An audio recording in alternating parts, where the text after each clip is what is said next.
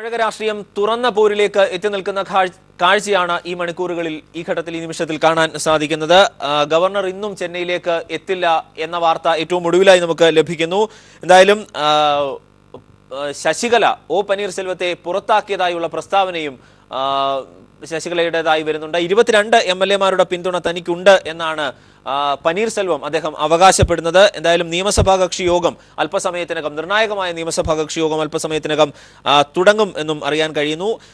235 അംഗ നിയമസഭയിൽ കേവല ഭൂരിപക്ഷത്തിന് 135 അംഗങ്ങളുടെ പിന്തുണ. ഇതിൽ നിലവിലെ കക്ഷി നില പരിശോധിക്കുകയാണെങ്കിൽ AIADMK 134, DMK 89, കോൺഗ്രസ് 8, ലീഗ് 1 എന്ന നിലയിലാണ് കക്ഷി നില. എന്താണ് തമിഴ്നാട്ടിൽ സംഭവിക്കുക എന്നത് ആകാംക്ഷയോടെയാണ് സ്വാഭാവികമായും കാത്തിരിക്കുന്നത്. മസൂദ്, ഇവിടെ നേരത്തെ സൂചിപ്പിച്ചതുപോലെ തന്നെ BJP-യുടെ വളരെ ഗൗരവതരമായ രാഷ്ട്രീയ നീക്കത്തെ ഒരു ഭാഗത്ത് കാണേണ്ടതുണ്ട്. കാരണം ഇത് നേരത്തെ തന്നെ തുടങ്ങിയതാണ്.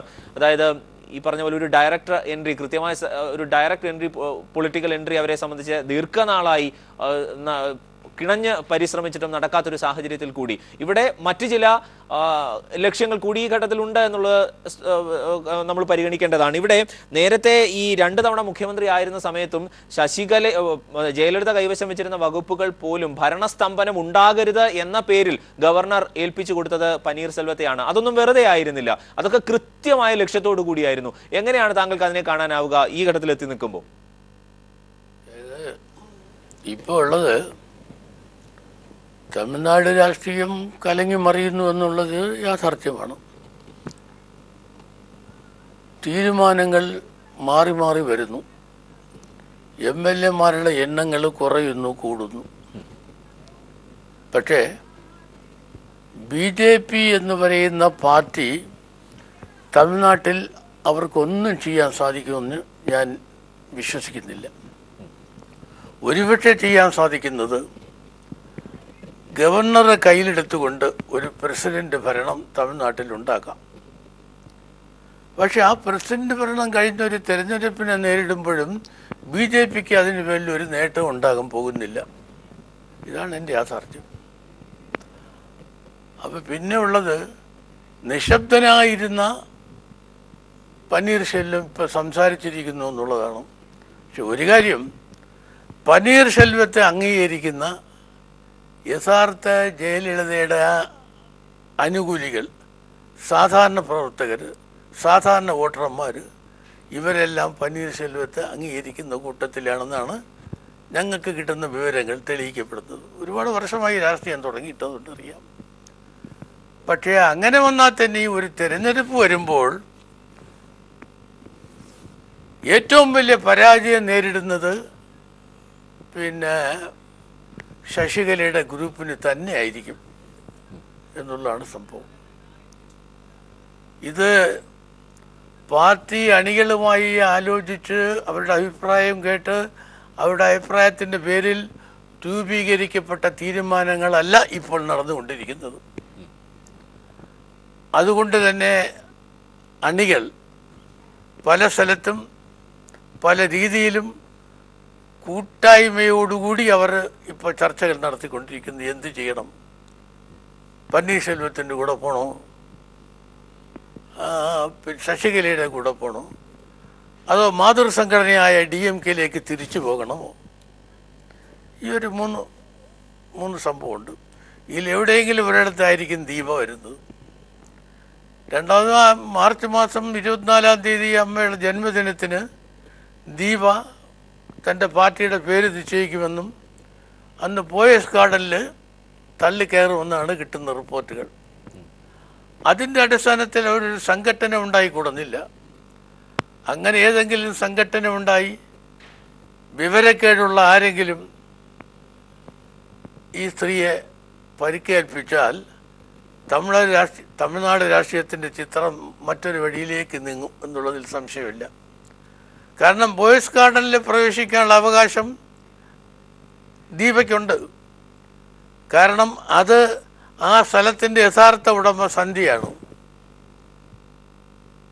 ജയലളിതയുടെ അമ്മ സന്ധ്യയുടെ വകയാണ് സ്ഥലം. അതിൽ ഇവർക്കെല്ലാം അവകാശമുണ്ട്. അത് നിയമപരമായി തെളിയിക്കേണ്ട വസ്തുതയാണ്. ഇടിച്ച് കയറും അവർ എന്നുള്ള കാര്യത്തിൽ യാതൊരു സംശയമില്ല. അതൊരു ഭാഗം അങ്ങനെ ഇരിക്കുന്നു. അപ്പോൾ ഇപ്പം ചെയ്യുന്ന BJP ഇപ്പോൾ കരുതുന്നത് DMKയുടെ കൂടി പിന്തുണ കൊടുത്തുകൊണ്ട് പന്നീർശെൽവത്തെ മുഖ്യമന്ത്രിയായി തുടരാൻ അനുവദിക്കപ്പെടാം. അതിനുള്ള കരുക്കൾ BJP നീക്കുന്നു എന്നാണ് ഈ തമിഴ്നാട് രാഷ്ട്രീയം പഠിക്കുന്ന വിവരമുള്ളവർക്ക് തോന്നുന്ന അഭിപ്രായം. എങ്ങനെയാണ് ഒരുപക്ഷെ പൊതുജനങ്ങൾ, തമിഴ്നാട്ടിലെ ജനങ്ങൾ ഇതിനെ കാണുന്നത് എന്നതുകൂടി അറിയേണ്ടതുണ്ട്. ഞങ്ങളുടെ പ്രതിനിധി സുനിൽ അരിമാനൂർ കൂടി ചേരുന്നു. സുനിൽ, എങ്ങനെയാണ് ജനങ്ങളുടെ ഒരു പൊതുവികാരം ഇക്കാര്യത്തിൽ?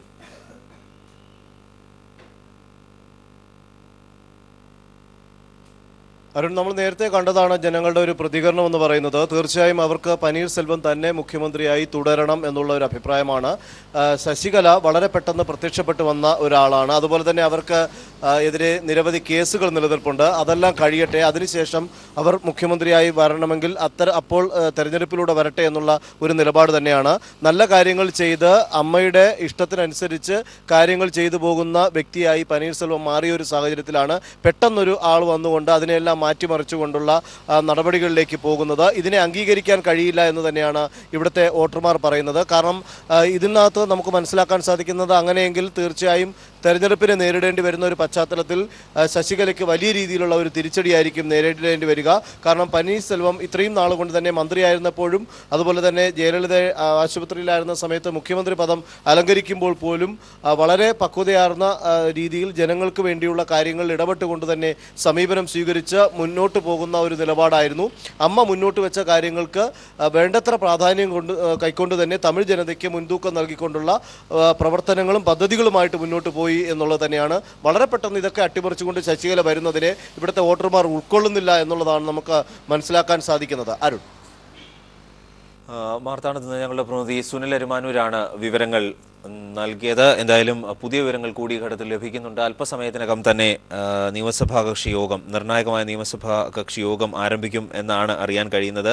അപ്പം ഗവർണർ ഇന്നും ചെന്നൈയിലേക്ക് എത്തുന്നില്ല എന്നതടക്കമുള്ള വാർത്തകൾ കൂടി ചേരുന്നു. ദേവദാസ്, ഈ കണക്കിലെ കളികൾ കൂടി നമുക്ക് ഒരു ഘട്ടത്തിൽ പരിശോധിക്കേണ്ടതുണ്ടല്ലോ. അത് എന്തായി തീരുമെന്നാണ് താങ്കൾ കരുതുന്നത്?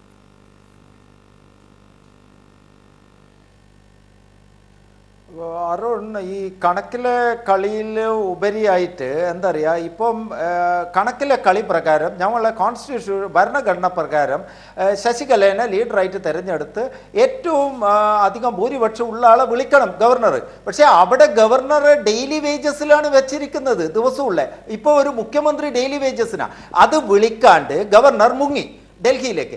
ഇപ്പോൾ ഗവർണർ തിരിച്ചു വരുന്നില്ല. അപ്പോൾ എന്തായി, ഒരു വാക്യൂമാണ് അവിടെ ഉള്ളത്. എന്നിട്ട് ഡെയിലി വേജസിൽ എനക്ക് പറ്റൂല, എനക്കിത് മതിയായി എന്ന് പറഞ്ഞ് ശശികലക്ക് കൊടുത്ത ആളെ തന്നെ മുഖ്യമന്ത്രിയായിട്ട് നിശ്ചയിച്ചു. അതന്നെ ഒരു ഡെമോക്രസിക്ക് പറ്റാത്തതല്ലേ, കോൺസ്റ്റിറ്റ്യൂഷൻ ബ്രേക്ക് ഡൗൺ ആണ്.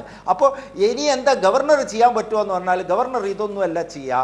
ഗവർണർ പറയും ഇവിടെ ആകെ കുഴപ്പം, ഇപ്പോൾ തൽക്കാലം ഓൺ ആനിമേഷൻ സസ്പെൻഷൻ എന്ന് പറയും. ഒരു കോൺസ്റ്റിറ്റ്യൂഷൻ ഒരു സസ്പെൻഷൻ തൽക്കാലം സസ്പെൻഡ് ചെയ്തിട്ട് നിർത്തിയിട്ട് പനീർശെൽവത്തിന് ഇതേപോലെ ഡെയിലി വേജസിൽ വെക്കും. അതുവരെ നടപടി എടുക്കില്ല. എന്നിട്ട് ശേഷം മാത്രം കേസ് കഴിഞ്ഞ് വിധി വന്ന ശേഷം മാത്രം ശശികലേനെ വിളിക്കുകയോ ഫ്ലോർ ടെസ്റ്റ് നടത്തുകയോ ചെയ്യേണ്ട നീക്കത്തിൻ്റെ ഭാഗമായിട്ടാണ് ഗവർണർ ഒളിച്ചു കളിക്കുന്നത്. ഇന്നലെ വരണ്ടേ. ഇനി ഇപ്പോൾ പനീർശെൽവത്തിന് ചെയ്യാനുള്ളത് 10 10% എന്നുള്ള 90% ഭീകരമായ വിവരം. അത് 75 ദിവസം ICUവിൽ പോയിട്ട് എന്നെ കാണാൻ അനുവദിച്ചിട്ടില്ല എന്ന് പറഞ്ഞു. പക്ഷേ അരുൺ ഒന്ന് നോക്കണം, സെപ്റ്റംബർ 22-ന് ജയലളിതയെ അഡ്മിറ്റ് ചെയ്ത ശേഷം സെപ്റ്റംബർ 27 മുതൽ മുഖ്യമന്ത്രിയെ മാറ്റിയിട്ടില്ല, ജയലളിത തന്നെയായിരുന്നു. അപ്പോൾ പലതും ഒപ്പിട്ടിട്ട് വന്നിട്ടുണ്ട്, പല ഓർഡറും. അപ്പോൾ ആരും ഒപ്പിട്ടു? ICU എങ്ങനെയാണ് ഒപ്പിടാൻ പറ്റിയത്? ആ ചോദ്യം ചോദിക്കും അരുൺ. അതിൻ്റെ ലേഖകനോടോ അവരോടോ അത് ചോദ്യം ഉയർത്തും. പിന്നെ ഇവർ ഈ ഡെഡ് സ്റ്റേറ്റിലായിട്ട് ഇപ്പോൾ ഈ അഹമ്മദിനെ 13 മണിക്കൂർ മരിച്ചിട്ടും നിലനിർത്തിയ അവർ തന്നെ ഇത് മരിച്ച് എത്രയോ കാലം കഴിഞ്ഞിട്ടുണ്ടാവും. അതുകൊണ്ടാണ് എംബാമിൻ്റെ പ്രശ്നം വന്നത്, കാല് മുറിച്ചോം സംശയം എല്ലാം വരുന്നത്. അപ്പോൾ കൊലപാതകം ഡോക്ടറുടെ പോയിസ് ഗാർഡനിലെ ഫാമിലി ഡോക്ടർ ശശികലേൻ്റെ ആളാണ്, റോങ് മെഡിസിൻ ആണ് കൊടുത്തത് ഡയബറ്റിക്കിന്, എന്നിട്ട് രോഗം മൂർച്ഛിപ്പിച്ചത് ആരോ ഉന്തിയിട്ട് എന്ന് പറയുന്നു. അപ്പോൾ ഇവരുടെ എല്ലാം ഈ ആസ്പത്രിയിൽ തന്നെയാണ് സ്റ്റാമ്പ് പേപ്പറിൽ ഒപ്പിട്ടത്. പോയ്സ് ഗാർഡൻ അടക്കം 20,000 കോടി ജയലളിതയുടെ സ്വത്തെല്ലാം ഇപ്പം നടരാജനും അവരെ മക്കളും എല്ലാം പുറത്താക്കിയതാണ് 2012. ഞാനുമായിട്ട് ഒരു ബന്ധമില്ല എന്ന് പറഞ്ഞിട്ട് DMKന്റെ അടുത്തെല്ലാം പോയാണ് നടരാജൻ. എന്നിട്ട് അതേ നടരാജൻ മരിച്ചപ്പോഴാണ് തിരിച്ചു വന്നത്. ഇപ്പൊ അവരെ പേരിലാണ് എല്ലാ സ്വത്തും ഉള്ളത്. അതെല്ലാം സ്റ്റേറ്റ് കണ്ടുകെട്ടേണ്ട മാർഗം എടുക്കുവോ? അല്ലെങ്കിൽ ഈ നമ്പർ പ്രകാരം ശശികലനെ വിളിക്കണം. ശശികലയ്ക്ക് ഇപ്പം പക്ഷെ ജനങ്ങളെ വികാരം ഇതാണെന്ന് BJP കൃത്യമായിട്ട് മനസ്സിലാക്കി. അതാണ് നേരത്തെ ഹസനുൽ ബന്ന പറഞ്ഞ പോലെ അരുണാചലിലെല്ലാം ഉള്ള ഡെമോക്രസീനെ എങ്ങനെ കൊല്ലും. ഇപ്പൊ കേരളത്തിൽ ഇപ്പോൾ ഒരു പ്രശ്നം പറഞ്ഞിട്ട് വരെ പിരിച്ചുവിടാൻ, അല്ലെങ്കിൽ കണ്ണൂരിൽ ഒരു ആക്രമണം നടക്കും, പിരിച്ചുവിടാൻ നടക്കുന്ന ഇതേ BJP ഗവൺമെന്റ് തന്നെ ഗവർണറെ ഉപയോഗിച്ചിട്ട് ഈ ഡെമോക്രസീനെ അട്ടിമറിക്കുന്ന ഒരു രംഗം തന്നെയാണ് ഇന്നലെയും ഇന്നുമായിട്ട് കാണുന്നത് അവിടെ. അത് പ്രത്യേകം ശ്രദ്ധിക്കണം. എന്താണെന്ന് പറഞ്ഞാൽ ഒരു പാർലമെന്ററി പാർട്ടി നേതാവായിട്ട് തെരഞ്ഞെടുത്ത് അവരെ വിളിക്കാൻ നോക്കുമ്പോൾ മുങ്ങിക്കളഞ്ഞു ഗവർണർ വരുന്നില്ല. എന്താ ഡെയിലി വേജസിനുള്ള ഗവർണറാണ് അവിടെയുള്ളത്. അതാണ് എന്താ ഒക്ടോബർ മുതൽ എന്തുകൊണ്ട് BJP മാറ്റിയില്ല? ഇവിടെ കലക്കണം, കലക്കിയിട്ട് സൗത്ത് സോൺ പിടിക്കണം, തമിഴ്നാട്ടിലേക്ക് ഡയറക്റ്റ് ആയിട്ട് കയറാൻ പറ്റൂല. അതിന് പറ്റിയ അഴിമതി പൂതനയും കംസന്മാരായ ADMKയും DMKയും ഉണ്ട്. അവർ അടിച്ച് മരിക്കട്ടെ, എന്നിട്ട് വീണ് ചത്തു കഴിഞ്ഞാൽ കുറുനരീനെ പോലെ ശവം തിന്നാൻ വേണ്ടിയിട്ട് നിൽക്കുന്നതാണ് BJP. പക്ഷേ DMK കളിക്കുന്ന, അതുകൊണ്ടാണ് DMK ആയിട്ടാണ് പനീർശെൽവത്തിന് ബന്ധമെന്നേ പറയുന്നുള്ളൂ, BJPനെ പറയുന്നില്ല. എന്താ പറയുക, ഗവർണറെ പേടിച്ചിട്ടാണ് ശശികല അത് പറയാത്തത്, ഗവർണർ വിളിച്ചിട്ടില്ലെങ്കിലൊന്ന് പേടിച്ചിട്ട്. അതേസമയം കോൺഗ്രസ് പറയുന്നത് BJP ആണ് നാടകം കളിക്കുന്നത്. അപ്പോൾ അതേസമയം കോൺഗ്രസിന്റെ കർണാടക ഗവൺമെന്റിൽ 7 മാസം കഴിഞ്ഞിട്ട് സുപ്രീം കോടതിയെ ഉണർത്തി ഈ കേസിന് വിധി വെക്കാൻ പറ്റുമെന്ന് ശശികല വന്നപ്പോൾ മാത്രമേ ഇവർക്ക് ഓർമ്മ വന്നത്, കോൺഗ്രസിന്റെ സർക്കാരിന് കർണാടക സുപ്രീം കോടതിയിൽ. അതുകൊണ്ട് സുപ്രീം കോടതിൻ്റെ ഇടയിലാണ് ബോളുള്ളത്. അപ്പോൾ അതിന് തൊട്ട് മുമ്പേ തന്നെ മുഖ്യമന്ത്രിയായിട്ടുള്ള പരിരക്ഷ നേടാൻ വേണ്ടിയിട്ടുള്ള തിരക്കാണ് ഇത് വന്നത്. ഞാൻ അന്നേ ആ കൊലപാതകം ദിവസം തന്നെ ജയലളിത മരിച്ചപ്പോൾ 6 മാസം വരെ പനീർശെൽവത്തിനെ കേൾക്കുള്ളൂ. നോക്കുമ്പോൾ 2 മാസം കൊണ്ട് എന്താ പറയുക, സുപ്രീം കോടതിൻ്റെ വിധി വരുമ്പം മുഖ്യമന്ത്രിയുടെ പരിരക്ഷയായി ഈ കേസ് ലീഗലായിട്ട് ജയലളിതയെ പോലെ നീട്ടി വെച്ച് ആ പണവും ഈ സർക്കാരിൻ്റെ പണവും ഉപയോഗിച്ച് നീട്ടിവെച്ച് മുഖ്യമന്ത്രിയായിട്ട് കഴിയാനുള്ള ഒരു നീക്കത്തിൻ്റെ ഭാഗമായിട്ട് നടരാജനും മന്നാർഗുഡി മാഫിയയും എടുത്ത ഒരു ഇതിന് കൂട്ടുതന്നെയാണ്. പക്ഷെ ഗവർണർ ഇപ്പം മുങ്ങിയിരിക്കുന്നു. ഗവർണർ ശരിക്കും പറഞ്ഞാൽ അബ്സ്കോണ്ടിങ് ആണ് ഗവർണർ. അതേസമയം അരുണ് നോക്കണം, രാത്രി ജയലളിത മരിച്ച് നീട്ടി വെച്ചിട്ട് രാത്രി 11-12 ഈ പനീർശെൽവത്തെ സത്യപ്രതിജ്ഞ ചെയ്യിച്ച ആളാണ് ഈ ഗവർണർ. രാത്രി അർദ്ധരാത്രി എന്താ പറയുക, കലാപം ഉണ്ടാവുമെന്ന് പേടിച്ചിട്ട് ആ ഗവർണറെ ഇന്ന് ഈ ഒരു കലാമിറ്റിയിൽ കാണുന്നില്ല. അത് ആരും ചോദിക്കുന്നില്ല. ഈ BJP ഗവർണറെ ഉപയോഗിച്ചിട്ട് ഇനിയിപ്പോൾ ഈ സദാശിവനെ കൊണ്ട് എന്താ കേരളത്തിൽ കളിക്കുമെന്ന് ഒന്നും പറഞ്ഞുകൂടാ. അതുകൊണ്ട് എല്ലാ നോൺ BJP സ്റ്റേറ്റ്സും വളരെ വിജിലൻ്റ് ആയിട്ട് നിൽക്കണം. അവിടെയുള്ള കോൺഗ്രസിലെ 33 ആളെ തന്നെ വിഴുങ്ങിയിട്ട് ഡെമോക്രസീനെ തകർത്ത് കൊലപാതകം ചെയ്യുക. ഇന്ന് ഈ 3 ദിവസമായിട്ട് ഡെമോക്രസീൻ്റെ ഒരു കൊലപാതകമാണ് നടക്കുന്നത്. അത് BJPക്ക് ഡയറക്റ്റ് ഹാൻഡ് ഉണ്ട്. അതിൽ ഉള്ളത് പിന്നെ ഈ വീതം വെക്കലാണ്. ഇവരെ ഈ DMKയും ADMKയും കക്കലാണ് പണി, കളവാണ് മുഖ്യം. അതുകൊണ്ടാണ് ഈ ജല്ലിക്കെട്ട് വിഷയത്തിൽ വന്ന ഇപ്പോൾ കമലഹാസൻ പോലത്തെ ആൾ എന്തുകൊണ്ട് ഈ ഇങ്ങനത്തെ ഒരു ക്രൈസിസിൽ ഇടപെടുന്നില്ല? ഗൗതമീൻ്റെ ലെറ്റർ പ്രധാനമന്ത്രിക്ക് 3ാമത്തെ ലെറ്റർ പോയി, ദുരൂഹമരണം. പുഷ്പ ശശികല MP ഈ ADMKൻ്റെ അവളെ പുറത്താക്കിയിരിക്കുന്നത്. അവളാണ് ആദ്യം പറഞ്ഞത്, ആദ്യത്തെ മുതൽ പറഞ്ഞു ഈ ദുരൂഹതയുണ്ട് ആസ്പത്രിയിലാക്കിയ മുതൽ. ഇപ്പോഴാണ് തെളിയുന്നത് ഈ പോയ്സ് ഗാർഡനിൽ വെച്ച് അടിച്ചിട്ട് കൊല്ലാൻ നോക്കി, എന്നിട്ട് ആസ്പത്രി എടുത്ത് അപ്പോളോ ഹോസ്പിറ്റലിനെ മറ്റേ ഉടനടി പോലീസ് അന്വേഷണത്തിലാക്കണം. പിന്നെ നോക്കണം, ശശികല നാളെ സത്യപ്രതിജ്ഞ ചെയ്യുന്നു വിചാരിച്ചിട്ട് അതുവരെ പറയാണ്ട് കോടതിയിൽ പോലും പറയാണ്ട് നിന്നവർ ഈ റിച്ചർഡ് ബെയിലിനെ കൊണ്ടുവന്നില്ലേ തലേന്ന്, എന്നിട്ട് പറയാ സെപ്സിസ് ആണ്, രക്താണുണ്ട്.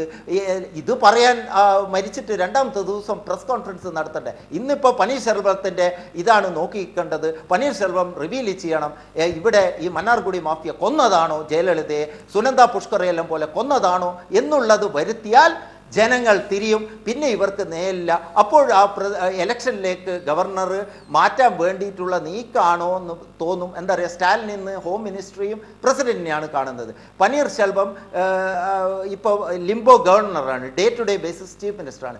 ഡേ ടു ഡേ ബേസിസിൽ ഗവർണർ ഒളിച്ചു കളിക്കുകയാണ്. അപ്പോൾ ഇന്നത്തെ ആ റിവിലേഷൻ കഴിഞ്ഞപ്പോഴാണ് ഈ ഒരു അന്വേഷണവും പ്രഖ്യാപിച്ചിട്ട് പനീർശെൽവത്തിനെ ലിംബോ ഇതിന് നോക്കി നടത്താനാക്കിയിട്ട് ഒരു പ്രസിഡന്റ് ഓൺ സസ്പെൻഷൻ ആക്കിയിട്ട് ഗവർണറെ മാറ്റിക്കൊണ്ട് തെരഞ്ഞെടുപ്പിലേക്ക് നീങ്ങേണ്ട ഒരു നീക്കത്തിലേക്ക് ഗവർണർ ഒളിച്ചു കളിക്കുന്നതാണോ എന്ന് കൂടി നോക്കണം.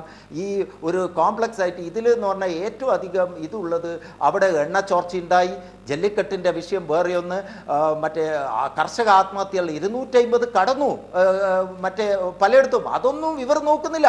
ഇവർ കള്ളുഷാപ്പിനെ വെല്ലുന്ന അടിയാണ് DMKയും ADMKയും ജനാധിപത്യ. തമിഴ് പാവം നിഷ്കളങ്കരായ ജനങ്ങൾ ഒന്നിനും പറ്റാണ്ട് ഇങ്ങനെ നോക്കി നിൽക്കുന്ന കാഴ്ച. അവർ എലക്ട് ചെയ്ത ജയലളിതയ്ക്ക് പകരം ജയലളിത ഏത് സമയവും വെച്ച പനീർശെൽവത്തെ മാറ്റി ബാക്ക് ഡോറിലെ കൂടിയുള്ള വേലക്കാരി, ആ വേലക്കാരിൻ്റെ തല പിടിക്കാനോ മുരുടകെന്നുള്ള തല പിടിക്കാനോ മോഡിക്ക് തിരക്കുണ്ടായ തെരഞ്ഞെടുത്ത മുഖ്യമന്ത്രിയെ അവഗണിച്ചു കൊണ്ടുപോയ ഇതുവരെ ഇല്ലാത്ത പ്രധാനമന്ത്രിയെ നിങ്ങൾ കാണണം. അതുകൊണ്ട് ഈ അഹമ്മദിൻ്റെ സ്ഥിതി പോലെ തന്നെയാണ് ഇത്. 13 മണിക്കൂറല്ല, ജയലളിത 13 അല്ല, എനിക്ക് തോന്നുന്നു 1 മാസം മുമ്പേ മരിച്ചോന്ന് പോലും സംശയമുണ്ട്. ആ എംബാം ചെയ്തതെന്ന് സംശയമുണ്ട്. പലതും ഇപ്പോൾ വരണം. ICUവിൽ വെച്ച് ഇവർ എങ്ങനെ ഭരണം നടത്തി? ജയലളിത ഏതെല്ലോ പീരീഡിൽ ഭരണം നടത്തിയിരുന്നു അബോധാവസ്ഥയിൽ ഇല്ല എന്ന് പറഞ്ഞിട്ട്. ഇപ്പൊ പനീർശെൽവം പറയുന്നു ICU ഇല്ല, ഞാൻ ഇന്ന് വരെ കണ്ടിട്ടില്ല, ഒരു മുഖ്യമന്ത്രി കണ്ടിട്ടില്ല. അപ്പോൾ ഈ അപ്പോളോ ഹോസ്പിറ്റൽ ശശികല മറ്റേ ഈ BJP നേതൃത്വം അറിഞ്ഞുകൊണ്ട് എന്താ പറയുക, വെങ്കയ്യ നായിഡു ഒരു ഡേ ടു ഡേ ബേസിസിലാണ് വന്നത്. വെങ്കയ്യ നായിഡു ആണ് അന്ന് മെഡ്രാസിൽ ജയലളിത മരണം വരെ വന്നുകൊണ്ടിരുന്നത്. അവിടുത്തെ രോഗികളെ പോലും മാറ്റി ആ ഫ്ലോറിൽ നിന്ന്. എന്നിട്ട് പനീർശെൽവത്തെ അർദ്ധരാത്രി സത്യപ്രതിജ്ഞ ചെയ്തവർ എങ്ങനെയാണ് ഒരു മുഖ്യമന്ത്രിയെ ഫോഴ്സ് ചെയ്തിട്ട് പുറത്താക്കിയെന്നുള്ള സീരിയസ് ക്വസ്റ്റ്യൻ ഉണ്ട്. അതിൻ്റെ പേരിൽ മാത്രം ഇവരെ പിരിച്ചുവിടണം, ഈ തെരഞ്ഞെടുപ്പിലേക്ക് പോകണം. പക്ഷെ അത് ചെയ്തില്ല. എങ്ങനെയാണ് ഒരു മുഖ്യമന്ത്രിയെ അറിയിക്കാണ്ട് മറ്റൊരു മുഖ്യമന്ത്രിയെ ICUവിൽ വെച്ച് മറ്റൊരു മുഖ്യമന്ത്രിയെ കാണാത്തതിൻ്റെ ശശികലേൻ്റെ പേരിൽ എന്തുകൊണ്ട് പോലീസ് കേസ്? എന്തുകൊണ്ട് ഇവിടെയെല്ലാം ഒരു മരണം ഉണ്ടാകുമ്പോൾ ഈ രാജ്നാഥ് സിംഗ് എല്ലാം കണ്ണൂരിലെ ഇടവഴിയിൽ വന്നിട്ടില്ലേ? എന്തുകൊണ്ട് രാജ്നാഥ് സിംഗ് CBI എൻക്വയറിക്ക് ഇനിയും ഒരു നടപടി എടുത്തില്ല? എന്തുകൊണ്ട് ഗൗതമിയുടെ എഴുത്തിന് പ്രധാനമന്ത്രി 3 ദിവസമായിട്ടും മറുപടി 3 കത്തിനും മറുപടി പറയുന്നില്ല? ഇതാ സുനന്ദ പുഷ്കർ, ശശി തരൂരിൻ്റെ കേസ് തന്നെ. ശശി തരൂരിനെ ആ ഒരു കൊലപാതകത്തിൽ വന്ന് സ്വച്ഛ് ഭാരതിൻ്റെ ബ്രാൻഡ് അംബാസഡറാക്കി ചത്ത എലീനെ വിഴിഞ്ഞത്തുനിന്ന് പിടിച്ച പോലെ തന്നെ ശശികലയോ അല്ലെ പനീർശെൽവത്തെയോ ഇങ്ങനെ പിടിച്ച് അമ്മാനമാടി BJPക്ക് ഡയറക്റ്റ് കയറാൻ പറ്റൂലെങ്കിലും ഇൻഡയറക്റ്റ് ഭരണത്തിൽ കലക്കുക. മുസഫർ നഗറിൽ UPയിലെല്ലാം കലക്കി 70 സീറ്റ് പിടിച്ച പോലെ അടുത്ത 2019 ലോക്സഭയിൽ എന്താണ് ഗെയിൻ എന്നുള്ള ലോങ് ടേം ഇതിൽ കുറുനരീനെ പോലെ നോക്കിക്കുന്ന BJP, ചെന്നൈയെ നോക്കിക്കുന്ന DMK. അതുകൊണ്ടാണ് ഇവിടെ പിന്നെ ഒരു ഭാഗ്യം എന്താന്ന് പറഞ്ഞാൽ ഈ സ്ട്രാറ്റജിസ്റ്റായ കരുണാനിധിക്ക് അസുഖമായതുകൊണ്ട്, അതെന്ന് പറഞ്ഞാൽ ആ അസുഖമായതുകൊണ്ട് ഇപ്പം മറ്റേ അഴഗിരി ഏത് സമയമാണ് മൂവ് ചെയ്യാന്നറിയില്ല. അപ്പോൾ പവർ സെൻട്രിക് ആയിട്ടുള്ള കുറേ ഇത് വരും. തമിഴ് ജനത ആകെ ക്രൈസിസ്. കടലിൽ 70 കിലോമീറ്ററാണ് എണ്ണപ്പാടം പലർന്നത്, അത് കാണുന്ന പോലെയല്ല. എന്നിട്ടും അവർക്കൊന്നുമില്ല. ഇപ്പവും ശവകുടീരത്തുനിന്ന് മറ്റേ ഇങ്ങനെ വിലാപം വരുന്നു, എന്നെ വിളിക്കുന്നു ശവകുടീരത്തു നിന്ന് പറഞ്ഞിട്ട് ഇങ്ങനെ പോകുന്ന ഒരു മുഖ്യമന്ത്രി. എവിടെയാണ് സ്ഥിതി? Day to day daily wages നമ്മൾ കൂലിപ്പണി എടുക്കുന്ന പോലെയാണ് ഇപ്പൊ മുഖ്യമന്ത്രി ഗവർണറും അവിടെ ഭരിക്കുന്നത്. അത് BJP ഗവൺമെന്റ് പേർപ്പസ്ഫുള്ളി കഴിഞ്ഞ ഒക്ടോബർ മുതൽ ഈ വിദ്യാസാഗർ റാവുവിനെ വെച്ച് കളിക്കുകയാണ്. പല നോൺ BJP സ്റ്റേറ്റ്സിലും കളിക്കുന്ന അതേ കളി ഇതിപ്പോൾ സദാശിവം ഏത് നിമിഷം കളിക്കുമെന്ന് ഞങ്ങൾക്ക് അറിയില്ല. അതുകൊണ്ട് കേരളം വളരെ വിജിലൻ്റുമായിട്ട് നിൽക്കേണ്ടി വരും. ഈ പനീർശെൽവത്തിന് എന്താ പറ്റിയെന്ന് പറഞ്ഞാൽ പനീർശെൽവം എപ്പോഴും എന്തുകൊണ്ട് പനീർശെൽവം 75 ദിവസം മുമ്പേ പറഞ്ഞില്ല? അതാണ് ദേവദാസ് എല്ലായ്പ്പോഴും ഉന്നയിക്കുന്ന പോലെ വളരെ ഗൗരവതരമായ ആരോപണങ്ങൾ തന്നെയാണ്, അല്ലെങ്കിൽ ചോദ്യങ്ങളാണ് താങ്കൾ ചോദിക്കുകയും ചെയ്തിട്ടുള്ളത്. എങ്ങനെയാണ് ICUവിൽ നിന്ന് ജയലളിത ഭരണം നടത്തിയത് എന്നടക്കമുള്ള കാര്യങ്ങൾ ഞാൻ നേരത്തെ സൂചിപ്പിച്ചതാണ്. കാരണം തനിക്കറിയാവുന്നതിൻ്റെ അല്ലെങ്കിൽ അനുഭവിച്ചതിൻ്റെ 10% മാത്രമാണ് താൻ പറഞ്ഞത് എന്ന് പനീർശെൽവം പറഞ്ഞത് വെറുതെയല്ല, അളന്ന് തൂക്കിയ വാക്കുകളായിരുന്നു അദ്ദേഹത്തിൻ്റെ ഭാഗത്തു നിന്നുണ്ടായിട്ടുള്ളത് എന്നും. കാരണം പല ഭാഗത്തുനിന്നും പല കോണിൽ നിന്നും ഗൗരവത്തോടെ അന്വേഷിച്ചിട്ടുള്ള ചോദ്യങ്ങൾക്ക് ഉത്തരമുണ്ടാകും ഇനിയുള്ള ദിവസങ്ങളിൽ നിന്നുകൂടി ഒരുപക്ഷെ പ്രതീക്ഷിക്കപ്പെടുന്നുണ്ട്.